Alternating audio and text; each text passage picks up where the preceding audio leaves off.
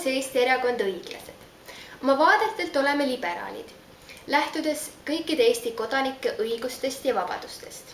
Kuid samas oleme ka konservatiivsed, sest usume, et peretraditsioonid ja väärtused on Eesti ühiskonnas äärmiselt olulised. Ja nüüd lubaduste juurde.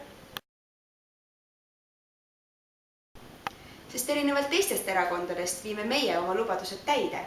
Mida lubas meile meie kallis peaminister Andrus Ansip?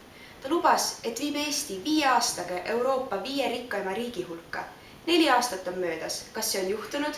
Ei ole, sest et meie peaminister ei tea, et rikka riigi aluseks on rahva hea haridustase. Meie aga teame seda ning kavatseme edendada Eestis haridust. Selle jaoks lisame Eesti ülikoolidesse tasuta õppekohti, vähendame riiklike muusika- ja kunstikoolide õppemakse.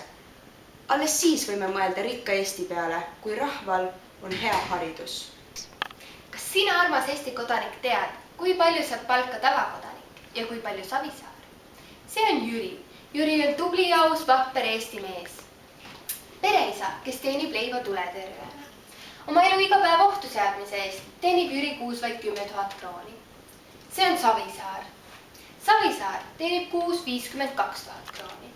Jüri palk, Savisaare palk. Kus on õiglus? Meie toome õigluse jalule. Vähendame poliitikute palku 15% võrra ja selle arvelt tõstame päästeametnike palku ka 15%. Teeme elu kergemaks ka emadele, lisades lasteaiakohti, sealhulgas seemerühmakohti ning suurendades ema palka. Järgnevalt küsitleme paari inimest valimiste teemal. Tervist! Kelle poolt teie valima lähete? Ikka õiglast. Loomulikult õiglast. Aga miks? Muusikakool. Jah, maks on liiga kõrge. Oleks vaja natuke madalamalt. Kelle poolt sina valima lähed?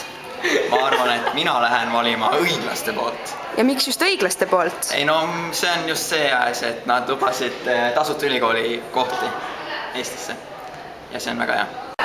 Kelle poolt sina valima lähed? Mina valin õiglaste poolt. Aga miks just õiglaste poolt? Sest et ema tahtis väikse lasteaeda panna, aga lasteaia ei olnud ja siis tahaks lasteaia kohta. Tehke õige otsus. Valige õiglased.